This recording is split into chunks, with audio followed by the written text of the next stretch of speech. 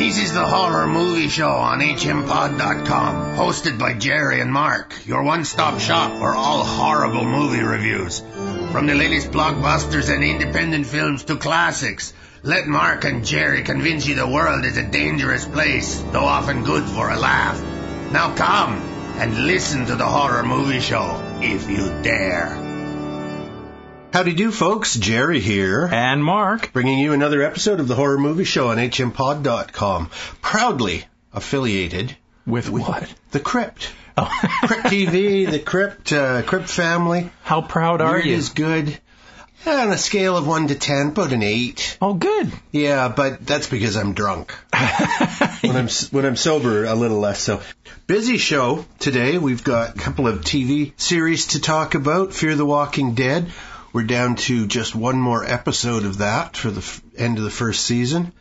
And Z Nation, which I think we've seen 3 episodes of that so far. That's right, third one. Have you been keeping up? You seen them all? Yes, I've seen them all. Every single one, every minute of every episode. So you notice that Doc, the old hippie, we're talking Z Nation here. Z Nation, yeah. Old Doc gets shot.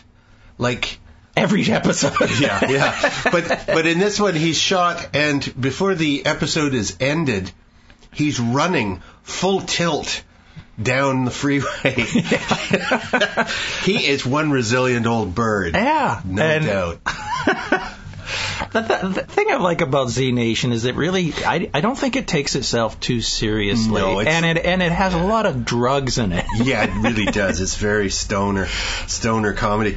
I referred to it on some Facebook chat about zombie shows. I referred to it as The Walking Dead's goofy, slow little brother. Slow? I think a little slow, yeah. Well, you mean not slow, as smart. Okay, yeah, but slow in that respect, but fast when it comes to fast the zombies are faster. They're running all over the place and they're killing left, right, and center. And they come back from the dead like immediately. Yeah. It's like there's no waiting. No. The first 3 episodes this season seem to be a roller coaster ride. It's just killing. I don't know how many zombies they killed in those 3 episodes, but it ranks right up in the hundreds. Well, if you include the nuclear weapons. Oh, yeah. Yeah. Then the tens of thousands. At least, yeah. It's pretty darn silly. They managed to outrun the massive nuclear explosions and the radiation fallout. Yeah. And poor Citizen Z up at the North Pole. There was a crashed plane there, which evidently he was fine with so long as it wasn't open. Yeah. Because it was full of dead soldiers, and now his little fortress is overrun with zombie soldiers. Yes, he's actually having to deal with zombies and hide and kill. He's hardly been in it. He certainly hasn't been instrumental, with the exception of making what has turned out to be a really terrible idea, which is putting a bounty on Murphy's head. That's his fault.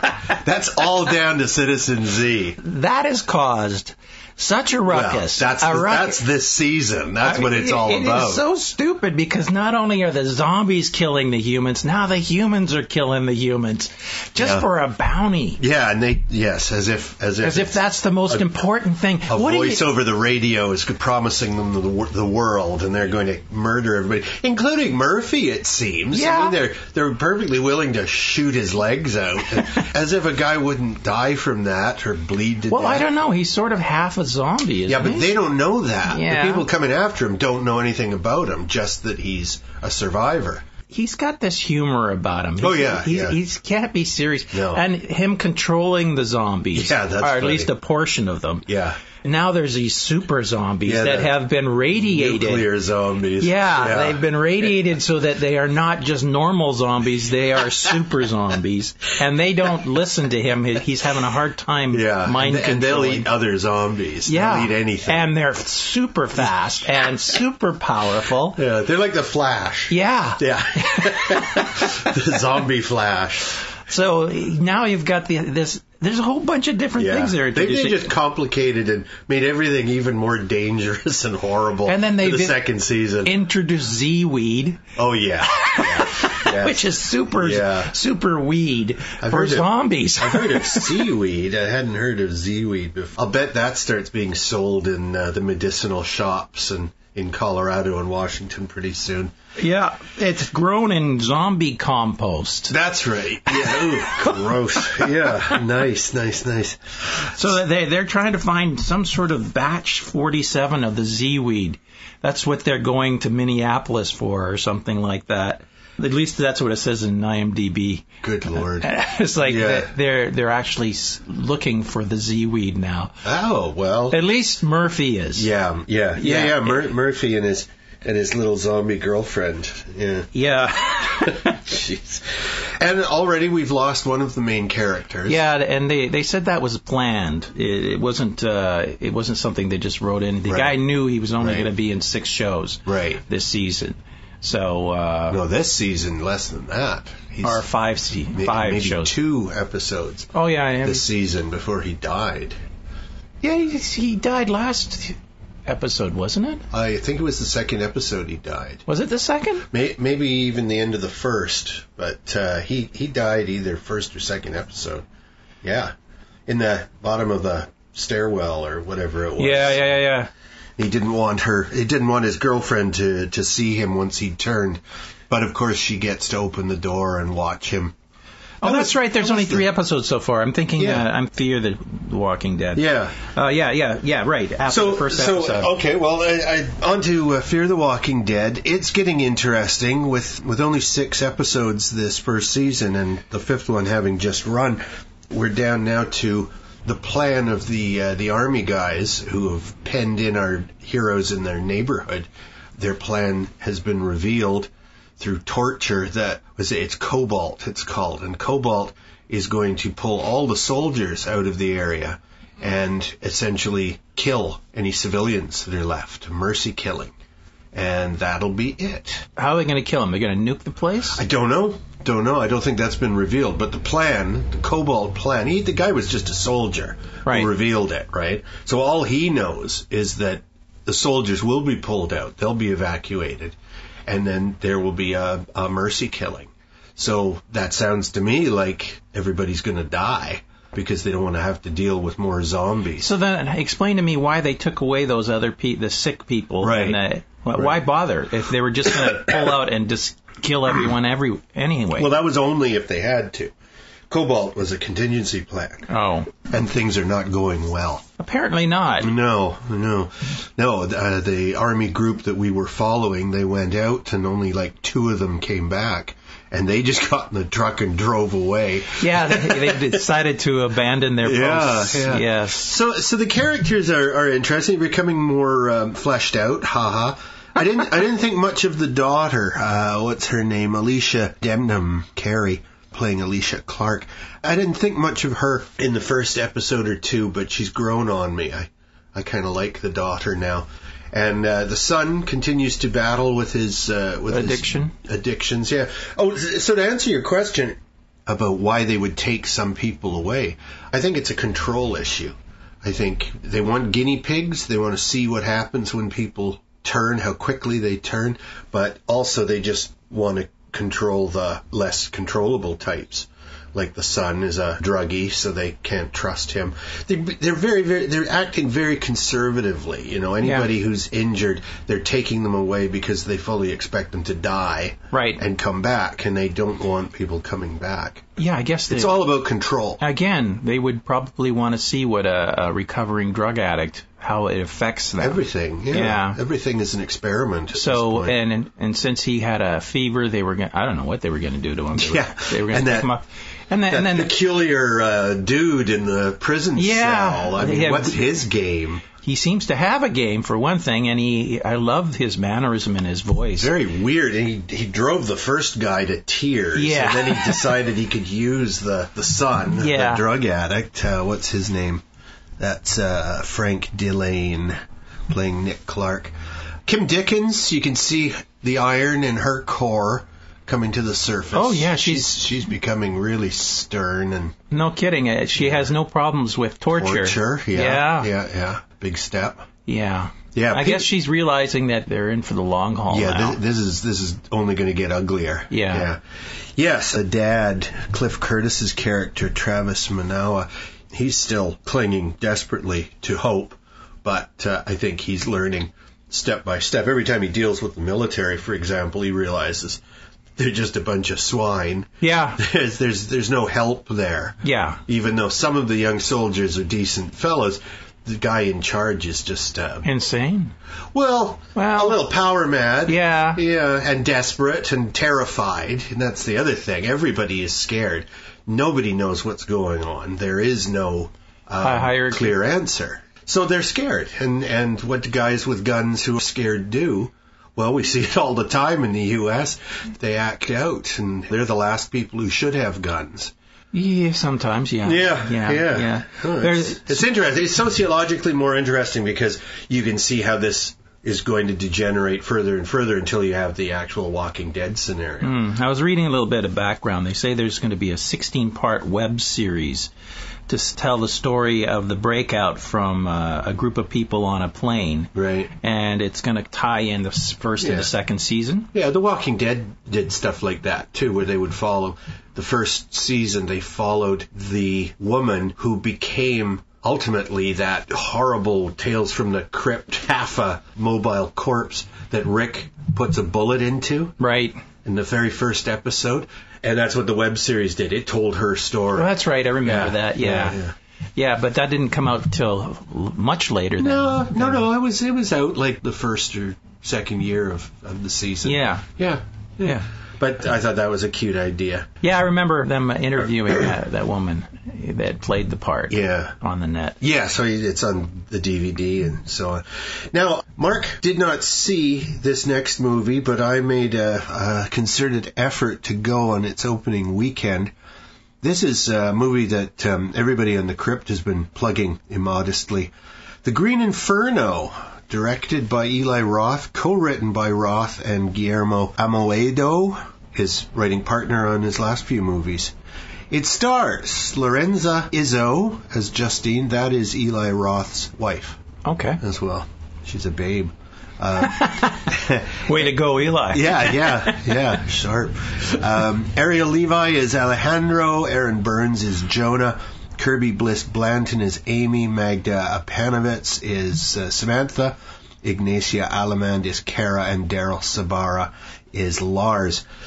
So this movie, just to sum it up, it's very funny and very horrific. It's funny? It's got black comedy. I haven't seen it. I watched the trailers, and it did not look funny. Eli Roth has a wicked sense of humor. He puts humor in his movies. Yeah. Did you see Hostel? Yeah. Hostel 2? I remember that, too. Hostel 2. That's the last movie he directed before this. He's been in movies and produced them and so on. But Hostel 2 was the last full-on movie that Eli directed.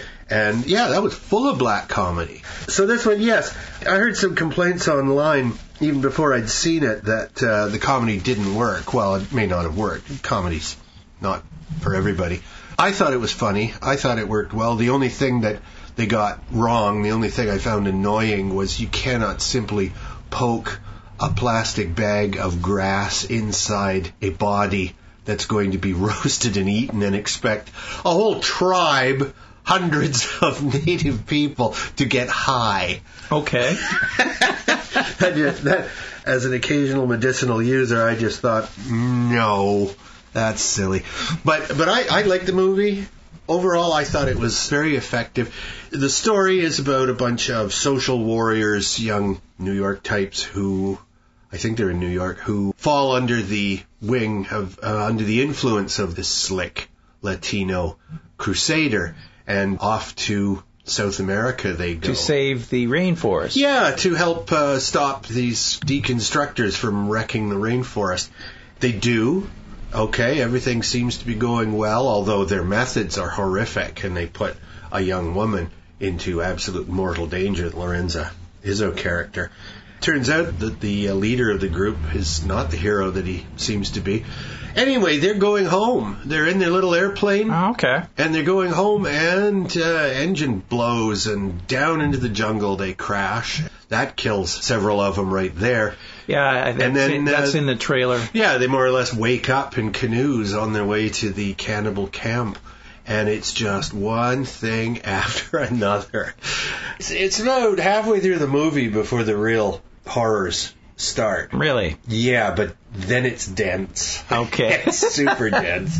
I was reading up on IMDb on how, a little bit of the background. Yeah. How they went down there, and they went into a village, and the villagers had never seen a movie before, and so he brought in a projector, and he showed them a cannibals movie. Yeah. And he said, "This is what we're going to do," and they thought it was a comedy, even though it was a serious Cannibal horror Holocaust. movie. Yeah. They were all into it. So at one point, a couple decided that they liked them so much that they offered to give them a 2-year-old. Oh, good God. One of the guys on the crew, a 2-year-old, which he declined. Turned down, yes, yeah. So a lot of... they were fairly untouched compared to people living in a city. Yeah. But at the same time, they weren't, like, living in the jungle. The kids spoke Spanish. Oh, did they? The older people still spoke their native language. They said that at one point a boat was coming up the river with a bunch of Christians, and they were singing "We Love Jesus" song, and then they saw some of the props with the skulls and everything. Oh, that's funny. And they start singing louder. Yeah. And then finally somebody, told them what was happening, and they calmed right down. Yeah. I don't know. Christians are pretty tasty. It really is. It's a very entertaining movie, and it's gory. It's not deadly serious though, so I think the gore is mitigated. Well, yeah, and it's a movie about being trapped by angry cannibals. So what a pair of monsters though. I don't know if they're supposed to be mother and son, but they both sort of got their faces painted yellow, and the mother has got just one eye is all white, and they've all got bones and plates through their noses. Oh, geez, what a crew of monsters. And the people are all painted red, like blood red, with the mop of hair, the sort of Ringo haircut. And obviously the natives are not based on one group. They're a pastiche of all kinds of people. Right. The Jibaros, I remember, did the red painting and had the funny hair. I remember them from National Geographic back in the 60s when they were called Stone Age people. The red, was it supposed to be blood of their I don't know devoured? what the habit is, but it's just something that they did. Perhaps it's just to protect their skin from the sun and insects. That's a possibility. Yeah. There could be some sort of berry that they used. Or clay or something. Or clay. Yeah. A lot of ritualistic sorts of things begin with a practical purpose. Sure. So, I don't know. Check the old National Geographics, I guess. Yeah, there's a fundamental reason why certain things are in certain religions. Yeah. It could be keeping oneself clean. Right. Not eating poisonous food. Or going to hell if you get a tattoo. That too. Or mix your linens. Well, of course. Yeah. And white after Labor Day. Yeah. All that stuff. So, I don't want to give anything away because it's still in the theaters, and it really is good. It took them a while to get fun. this out. Yeah, there was a year's delay because their original distributor went belly up. Yeah, because they've been pushing this thing since 2013. Yeah, that's its year of production. Yeah. So when I was looking on IMDb, I'm going, wait a minute, there's a 2013 movie here, and it just came out. Yeah, it happens. I mean, the politics of making a movie. I don't think it's bad. I don't think it's a bad thing for this movie that it's had another year to build up in people's minds. Well, sometimes a movie is delayed because of wrong timing. Yeah. Or sometimes it's just a bad movie because and they're trying to improve it. Yeah. But this one wasn't like that, I think. No, it was just purely a business problem. And it's out now, and boy, I'd really recommend seeing it. So somebody on the Crypt TV site said, is it too early to ask if there's a Blu-ray? Next month. Yeah. I said, yes, it is. It is too early to ask that, and also don't mention the Kennedy assassination. Don't make jokes. So now our next movie Mark has seen. We've both seen this. I've seen this? This is the return of M. Night Shyamalan. He's kind of persona non grata after The Last Airbender. Yeah. I think that was a very expensive movie that 6 of us saw. And I really liked it. I'm not one for, like I call them, kids' movies. I'm not one for these fantasies. But I kind of enjoyed it. I just like his style. Well, unfortunately, it's got like 3 parts to it, and he's only going to he's only going to be able to do one. Yeah, I don't think he'll be making any more, not in the near future. At least not him, anyway. So this is written and directed by Shyamalan. It's The Visit, brand new movie. Olivia de Jong plays Becca. Ed Oxenbould plays Tyler. Deanna Dunnigan plays Nana. Peter McRobbie plays Pop. Catherine Hahn is Mom, and Celia Keenan-Bolger is Stacy. This is a good, old-fashioned, scary horror movie. I've seen movies like this before. Yeah.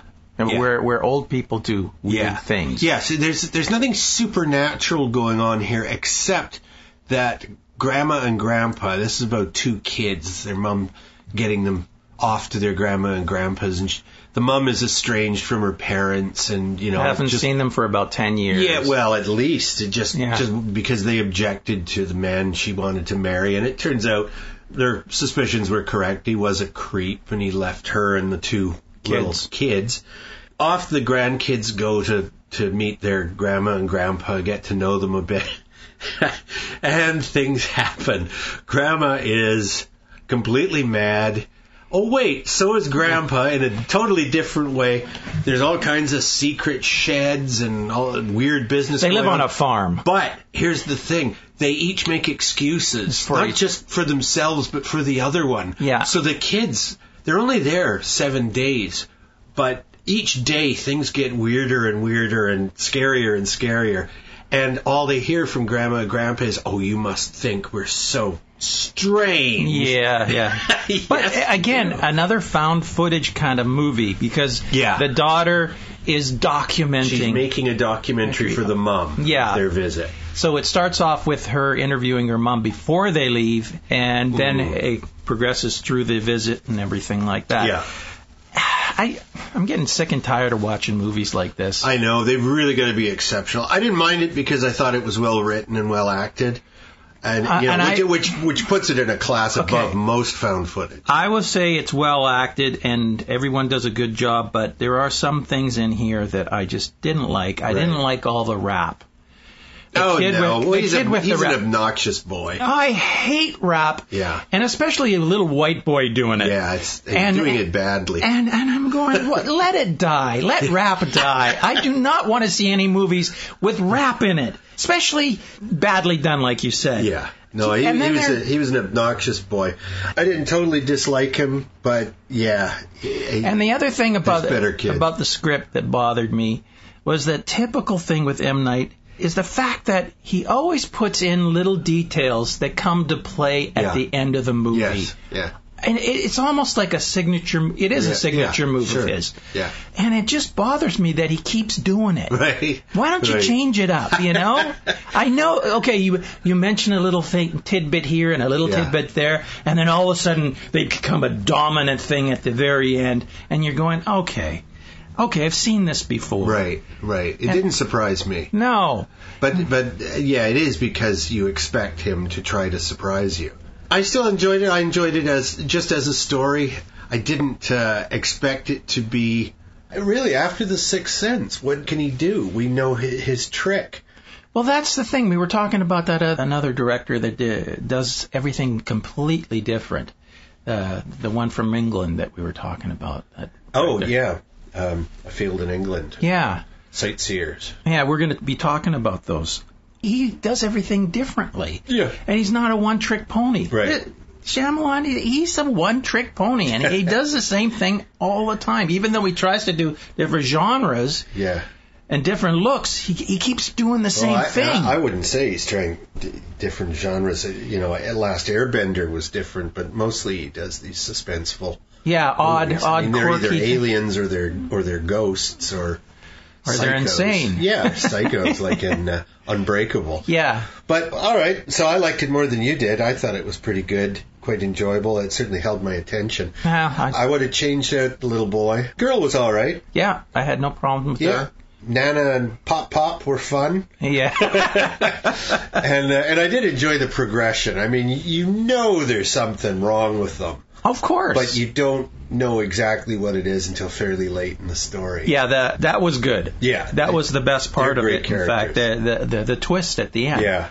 But other than that, there was, again, nothing new here. Oh, that's too bad. The end of it, I went... enjoy it more. Yeah, you did. Okay, now, this next movie, this is the craziest thing I've seen probably since the Chinese movie Rigor Mortis. Okay. This is one that Mark found for us. Began as a comic book, manga, Attack on Titan, Part 1. It's a Japanese movie directed by Shinji Higuchi, written by Yosuke Watanabe and Tomohiro Machiyama. Stars Haruma Miura as Eren, Kiko Mizuhara as Mikasa, Kanata Hongo as Armin. That's a good Japanese name. Yeah. And Pierre Taki as Suda. Pierre Taki, it sounds like a Frenchman with no taste. Okay. So, this movie is just nuts. It is. It begins with a little animation at the beginning explaining the whole situation, which is 100 years ago, the Titans appeared, and they're just gigantic, monstrous humanoids.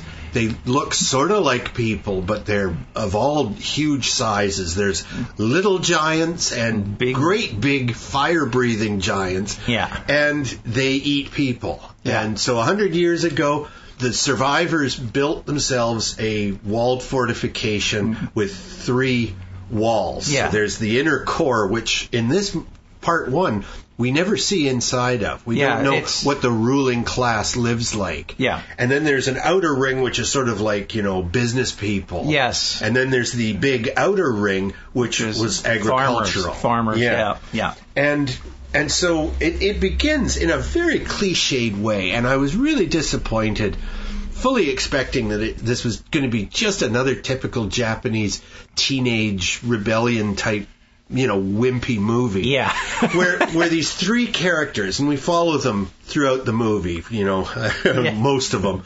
And the tough guy of these 3 teenagers, 2 boys and a girl, and the tough guy, he wants to scale the wall, he wants to jump down to the other side, hundreds of feet down. Because no one's seen a Titan in 100 years. In their entire lifetimes, nobody is alive who saw a Titan. So they're starting to disbelieve. They refer to them as myths, legends, and so on, which doesn't mean history. No. A legend is not the same thing as history. So just as the authorities arrive and the kindly lieutenant of the militia is sort of putting his arm around the troublemaker and saying, I was just like you when I was a boy. Suddenly somebody starts trying to kick the wall down from outside. And he's peeking over the top, and he is a giant fire-breathing Titan. Oh, my God. And it just gets crazier from there. Yeah. I mean, these things...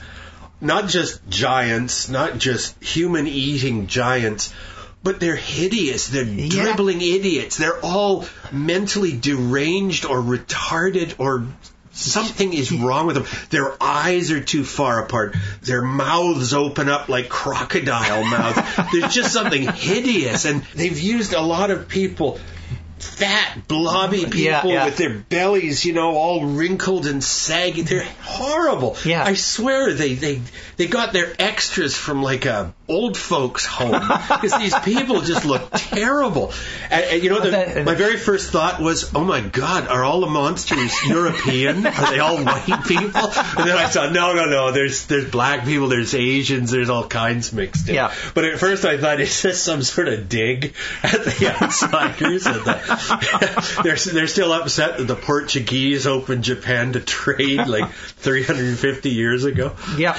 The movie is really based on the anime, which is based on the manga. Right. So it was a comic book, and then it was an animated TV series. That's right. And now they're making a multi-part series of movies. Yeah, I think there's only going to be 2 for the first season. Right. That covers the first season of the anime. Okay. Well, I really enjoyed it. I was laughing at the ridiculousness of the cliched Japanese acting, which the Japanese style of acting is not naturalistic, the way we think of it in the West, where we have a style. Of course, it isn't naturalistic. People stumble more in their words. People say things, and it isn't, beautifully written. Mm-hmm. That's how reality is. But Western movies sort of give the impression that these are people talking and reacting the way you would expect real people to do. Right. The Japanese guys, every time something happens that is upsetting, the Japanese guy, this is the standard move. He takes 2 big steps forward and freezes. And then he gets, the bad news, and he does a little stagger, like he might fall out. This is Japanese acting, and it's over and over in this movie. Every time, but what are we going to do? Oh, man. I was laughing at that, but thoroughly entertaining from start to finish. The monsters look very much like the anime monsters. Yes, I can believe that. I was really impressed with how accurate they got that down. Yeah, they're great. The battles are just non-stop, and they're really well done. Yeah, there was a lot of criticism from the fans of the anime. Sure. Because obviously the anime has a bunch more characters. Yeah, and a lot more background. Right. And you learn about the different circles, you learn about the different military branches, and you learn about how things are done. They got to pad it out, Mark. Yeah, and there's a whole bunch of little side stories all over the place. Right. So the fans were really pissed off because it's not what they were expecting. They were expecting all this detail. But I like it for what it is. Yeah. You cannot compare the anime with the movie. No. And don't even try. No. Because if you do, you're going to be disappointed. I'm not interested in seeing the anime. This is enough of this crazy story for me. And this is the biggest version that we're likely to see, And the way they fight these monsters. Flying wires. Yeah, and swords. Jetpack. And the only way to kill them is to remove the nape of their neck. Yeah. So they've got this system of pulleys and wires and jetpacks. And the fighters go rocketing through the sky at right angles and come in behind the Titans and slice. And it isn't just like cuts in the nape. It's like the whole back of the neck explodes. And then that guy who gets swallowed, which was really cool as well. Yeah. It happens in the anime as well, where he loses his arm. Yeah. That part is straight out of the anime. Probably from the manga. I'm sure. Yeah. I'm sure. Yeah. Really well done. I was impressed at how they pulled it off because I didn't think they could pull off the fighting technique. Crazy. It is crazy. So don't take it too seriously. No. The second part's going to be out in another, a couple of months or something. Good. It's already done. Okay. The second part. It's already played in Japan. Okay, good. But hasn't come to North America really looking forward to it. So it's in Japanese with English subtitles, and there's not a lot of talking. That's the nice thing about it. Isn't there isn't a lot of dialogue explaining a bunch of backstory that you don't need. No. All we know is that the Titans have returned. Now, I'll tell you one thing that did bother me. I don't know if it's just a problem of translation.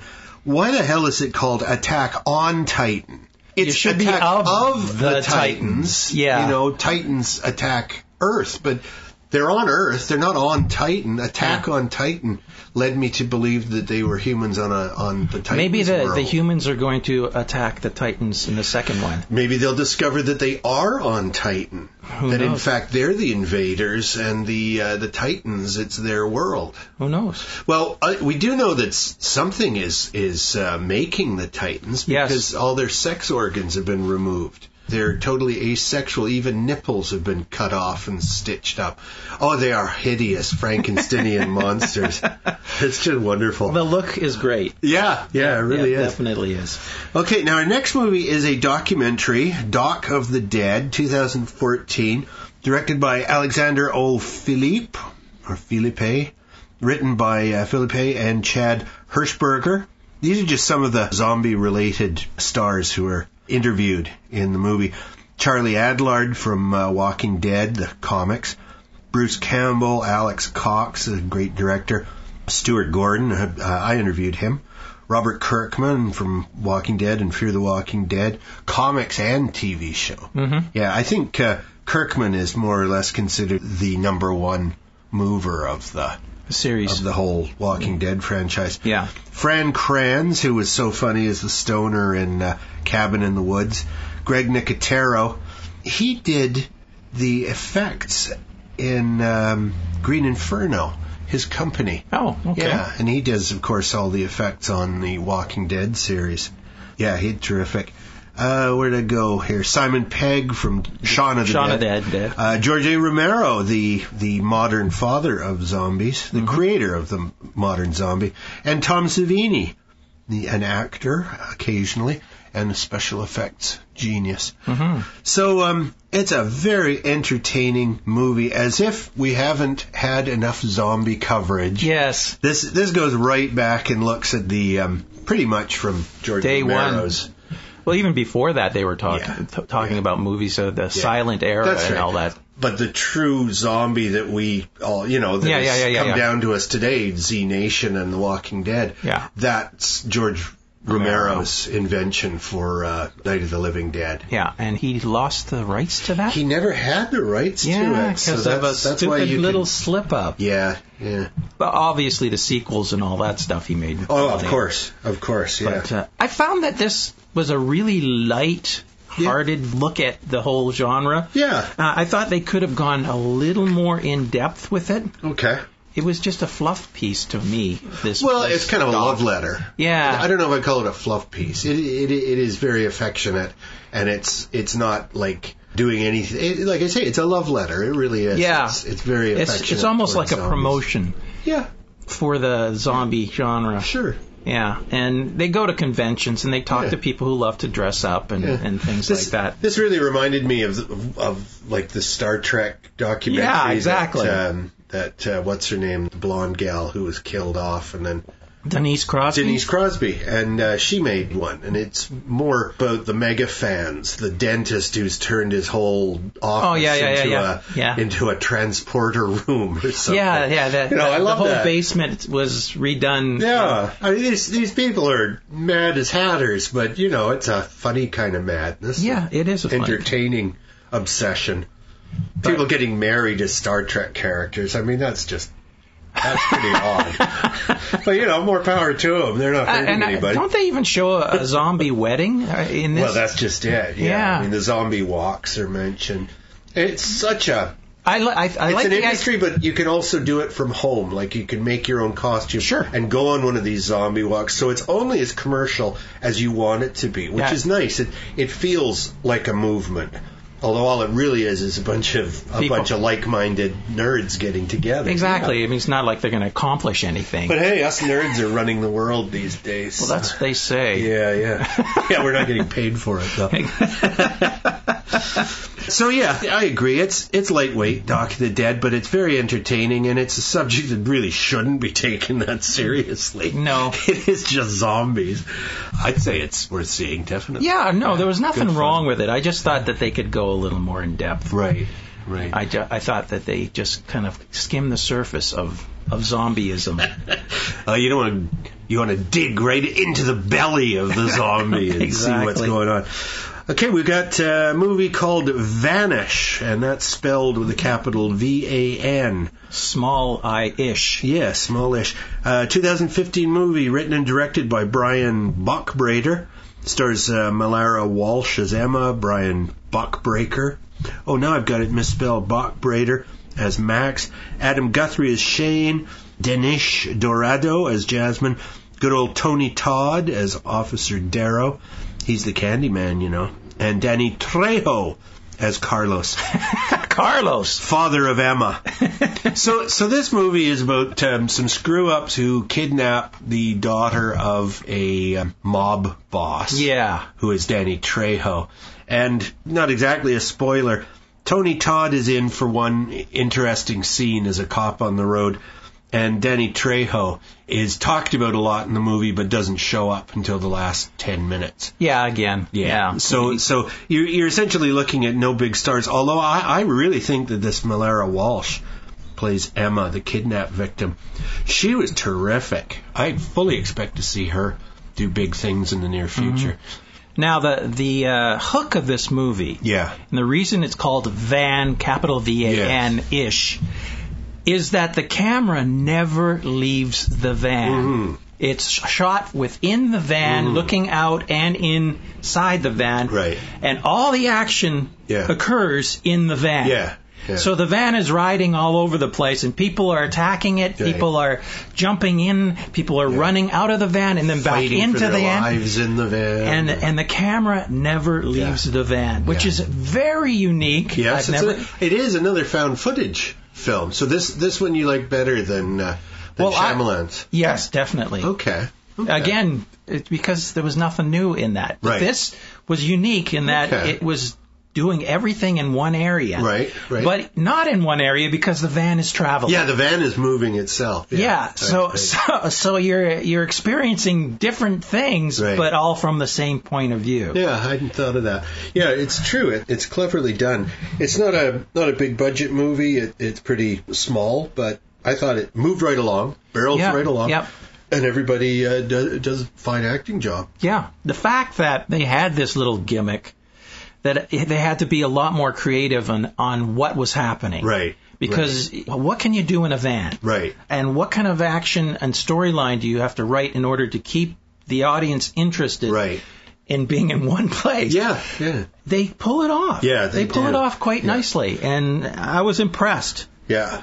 To me, the best scene in the movie is when she thinks that she has kissed up to a guy who's going to let her go. And it turns out that he has some issues. And it's just trouble piled on trouble. And then, of course, Danny Trejo shows up and he's just got even more guns. Yeah. And she keeps threatening them with her father, and you have no idea the trouble that you've brought down on yourselves, you idiots. And she's so nasty and snarky to them, I like which that. Which is very funny. Yeah, it is very funny. Because they are lunkheads. They're like the Three Stooges. Yeah, exactly. And they start off with masks on, and right away they blow that. They're calling each other by their real names. And totally unprofessional criminals. And she just tears them apart. Yeah. So I think there's a lot of humor in that. Yeah. I like that part of it as well. So that's Brian Bachbrader. I look forward to more of his movies. So we got a couple of oldies here. This is one that I had never seen. I'd seen clips, but I'd never watched the whole thing. 1986 is When the Wind Blows. Directed by Jimmy T. Murakami. Written by and based on his book. Written by Raymond Briggs. It stars this is an animation, stars the voices of Peggy Ashcroft as Hilda Bloggs, John Mills as Jim Bloggs, Robin Houston as the announcer. Title song is by David Bowie. Yep. Music throughout by Roger Waters from Pink Floyd. So when it came out in 86, there was a sort of a trend in England where they were making movies about worst case scenarios. Yeah, it's a Cold War, nuclear war. Yeah. The one that just terrified me when it came out was called Threads. It was also mid-80s, and it's a live action, but it has a lot of the same scenarios in this movie. The idea that there is no infrastructure, there is no one coming to help you. They're in the collapsed house, the wife horribly injured. It's a cartoon mind. The husband has just sort of stashed her under an overturned couch. Well, it starts off with them listening to the radio. Yeah. And they're hearing all these terrible things that may happen. The news is bad. The radio's saying, okay, you got to prepare yourself. We might have missiles coming. So the old guy, he's an old vet. Yeah. And he goes by the numbers. Yeah. If he has to do something, he does it as like a checklist. Right. He's going through these old pamphlets from World War II on nuclear, war, kind of like, okay, first of all, you gotta make yourself a shelter. You gotta get yourself at least 10 days worth of food and water. He's flummoxed right at the beginning because they talk about, going down to your basement, and they don't have a basement. Yes. So the best he can do is like turn the couch over. Yeah, they build a small little wall, and they lean it against our little lean-to in the living room. Yeah. And they put a mattress on the bottom, and they're supposed to crawl in there and stay in there for 10 days. Yeah. So the worst does happen. Yeah. The missiles do land, and they are radiated. First of all, they hit with the blast of the explosion, and the heat wave comes, and then the radiation comes. Yeah. And the radiation actually comes first. Whatever. There you go. Whatever.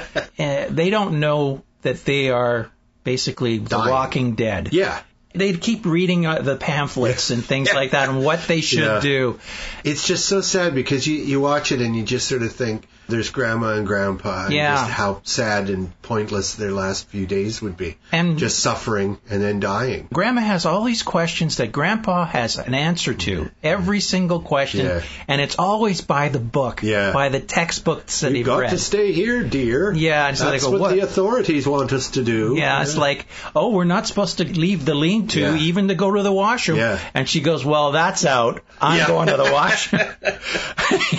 It's like, so, and then you're not supposed to drink the contaminated water. Well, that's out. I'm thirsty. Well, it's all right. We'll boil it, dear. We'll have a nice tea. Exactly. Yeah. And it goes on like that, and it's just so sad. Yeah, it is. It also, of course, makes me think now of the American movie with Jane Seymour, Testament. I haven't seen that. Oh, my God. It's harrowing. It's family. The dad has gone into San Francisco to go to work. William Devane plays the dad, and he goes off in the morning to work. And there's tension. You hear that on the TV and the radio. And there's nuclear strike on San Francisco, and they're in a bedroom community. They're far enough away that the blast doesn't hit them, and their little suburban lives appear to go on. But everything breaks down, and the radiation has hit them all. And the mom watches her children die, one by one by one. Right. It's just pointless and sad and awful. So I kind of feel like we're safer today than we were in the 70s before the Soviets and America sort of came to a truce. Right. I feel safer today from that, but there's still thousands of nuclear missiles waiting to be launched. I'm not so frightened. And they don't have to hit us. Yeah. They just have to ruin the world. They just have to spread. I'm not so frightened of the missiles. I'm more frightened of earthquakes and nuclear powered plants. Right.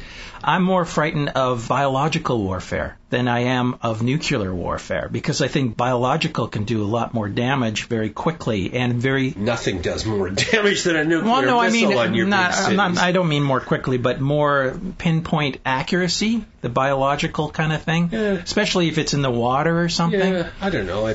Radiation is pretty equal. It'll go all the way around the world. But most devastating is nuclear winter. You set up enough bombs, you burn enough material, you blanket the Earth in an impenetrable ash cloud that lasts 10 years, 20 years. But that's the thing. I mean, and there's no sunlight getting through. That's the road. They always talk about, nuclear weapons. I think it's the biological weapons. Well, you can worry about that more if you like. But if the world is going to go out in a bang, it'll be nuclear weapons. I don't know about that. I think biologically we could destroy this whole planet really easy. Then you could contain it by dropping a nuclear weapon on the city so then nukes are our friends. Anyway, this is a very depressing little animation. It is the most depressing Disney movie ever. But good. It's a good movie. Yeah, terrific education for kids who maybe haven't got a clear idea of just how dangerous nuclear weapons still are today. It's a fun way of learning about how to die by radiation poisoning. That's right, yeah. Okay, we got one more we want to talk about today. I talked about this not too long ago, but Mark had never seen it, so now he has. It's a 1982 movie written and directed by the great, I'll call him great, Larry Cohen, who's, responsible for movies like It's Alive and classics, other cheesy classics. It's Q, also called Q, the Winged Serpent. Q for Quetzalcoatl, the giant flying Mexican lizard god. Stars Michael Moriarty as Jimmy Quinn, slippin' Jimmy Quinn. I like the name. Yeah, he's so unpleasant in this movie. Well, he's such a weasel. It takes place in New York. Yeah, and it's typical 1980s New York. Oh yeah. It's sleazy city. Yeah, dirty, and sleazy. He's a sleazy guy. Yeah. Let's see, who else is in it? Candy Clark, my Facebook pal. She plays Joan. David Carradine plays Shepard. Richard Roundtree, the original Shaft, plays Powell. The story is that southern kind of guy. He's a little weasel who is in trouble with the mob. Mob wants to kill him.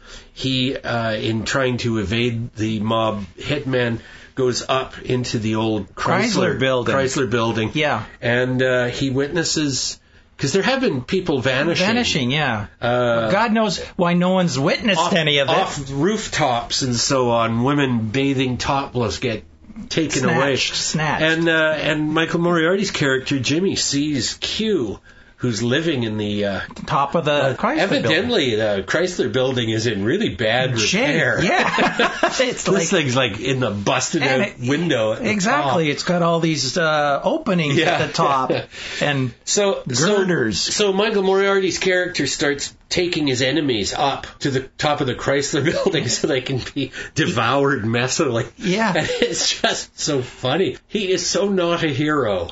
Yes. And the cops say, well, you got to take us where you got rid of the bodies. Yeah. Okay, but I'm not going up there. You go on up there. Don't expect me to. No, you're going first. I don't want to go first. Such a whiny, horrible coward. And he has a southern drawl. Yeah. I like the character because he's so sleazy. Well, back in the day, Michael Moriarty was a terrific actor. Oh, yeah. He's played that character a couple times. Report to the Commissioner, where he plays this rookie detective who gets caught up in police politics in New York, and it's just one disaster after another. Really excellent movie. Yaphet Kotto is in it, and it's such a good movie. Report to the Commissioner. But not, strictly speaking, horror. No. This one is pure Ray Harryhausen style animation for the monster. I just love it. I like the whole idea of this movie. Oh, it's hilarious, isn't it? It's very dated. Yeah. Maybe that's what New York was really like back in the 80s. Right. Because you see Saturday Night Fever and all that. Yeah. It's the same really dirty milieu. Yeah. And Barney Miller type cops. Yeah. And there's not a lot of originality in the supporting characters. No, really I mean, Michael Moriarty. So the police are looking into the reason why people are disappearing, and there is a couple of eyewitnesses, but they're not very reliable witnesses. So they think they're drunks or homeless people. So they don't believe what they're saying. These are the people, of course, who've got the time to be watching the skies aimlessly and catch a glimpse of the giant flying snake. But why wouldn't they see it? Because how many people work in the skyscrapers and have a desk next to a window? Yeah. You'd think that somebody would have noticed it. Yeah, I know. Well, this thing is just swooping in. Hey, maybe most New Yorkers just go, whatever. I can't remember. Did they ever explain where the thing came from? No, and it's not necessary, but it just appears. I just think it's funny how this hood... They come north in the colder weather. There you go. They come in flocks. I like how the Michael Moriarty character finds the thing accidentally and then uses it to his advantage. Oh, yeah. It's a lovely little story. Well, he's an entrepreneur. He's a go-getter. Yeah, he's gonna get and plus ahead. he's getting amnesty from the cops and plus money. Yeah. I think $1 million. He's making deals because he says he knows where the nest is and there's an egg. Yeah, that's right. That's right. This giant egg that they find. Yeah. It's cheesy, but it's well worth seeing. Oh, it's so much fun. It's the same silly, sick sense of humor as The Stuff. Yeah, sure. Yeah. Another Larry Cohen movie. The stuff was good. It's good fun. Yeah. I think he's got a terrific sense of humor.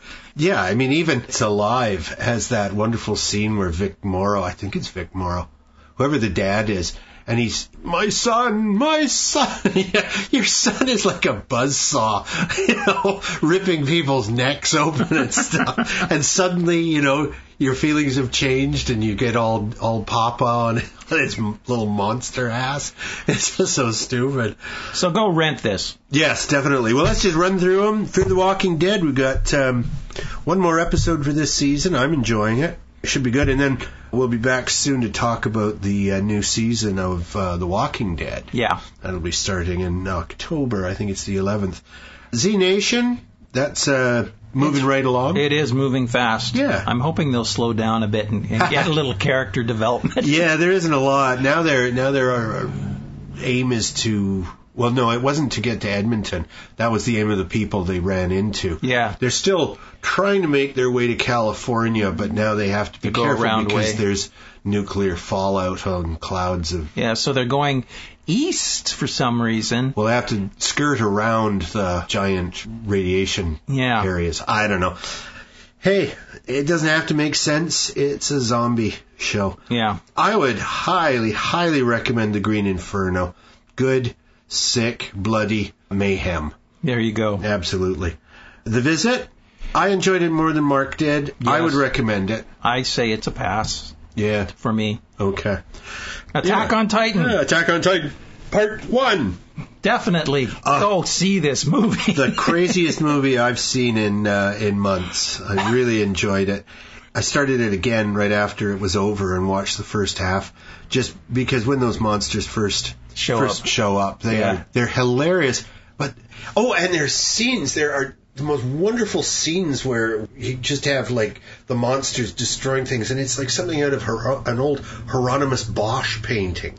It's like hell on earth, just monstrous. Doc of the Dead, it's worth seeing. Yeah, it's a lighthearted or lightweight documentary. Yeah, but it's a chance to hear from all the just about all the major players in the modern zombie business. VANish. I thought it was creative. Cleverly done. Yeah. Found footage movie. Yeah. I think I forgot that it was done so well that I forgot that the cameras never left the van. Okay. Well, there's different cameras in the van, so you get different angles. It's almost like a one-shot, almost. Yeah. But it moves around. Yeah. Definitely the camera moves around. Yeah, it's very cleverly done.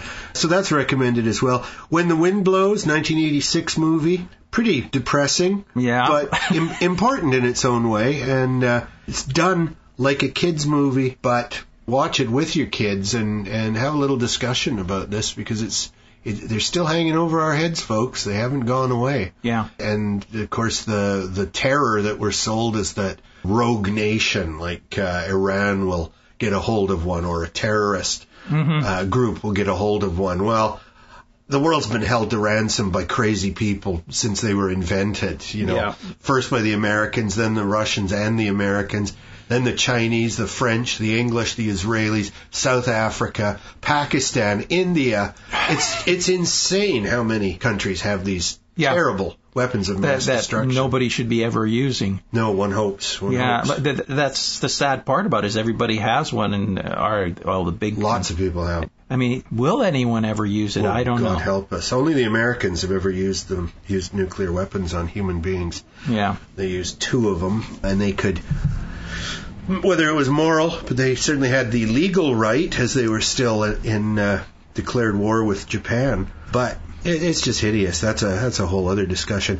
And, of course, the movie we ended on, Q, The Winged Serpent, Larry Cohen's hilarious love letter to giant monsters living in the Chrysler Building. Okay, I don't think it's an hilarious movie. I just think it's a funny movie. Oh, I think Michael Moriarty is hilarious throughout. The fact that he puts that silly accent on. And he's used that accent a couple times. Yeah. Yes, I do enjoy his performances. Yeah, very good. It's so unlike his, Law and Order persona. Yes, he got straight and boring and into Coke or something. I don't know. He was long and thin and lanky. When he was younger. Yeah, when he was younger. Yeah, he was. He looks so much taller. Yeah, he does. Okay, folks, so we're going to call this episode done, and we'll be back next week. And, hey, Halloween's coming up, so... get dressed. Yes, put Don't your be late. costumes on next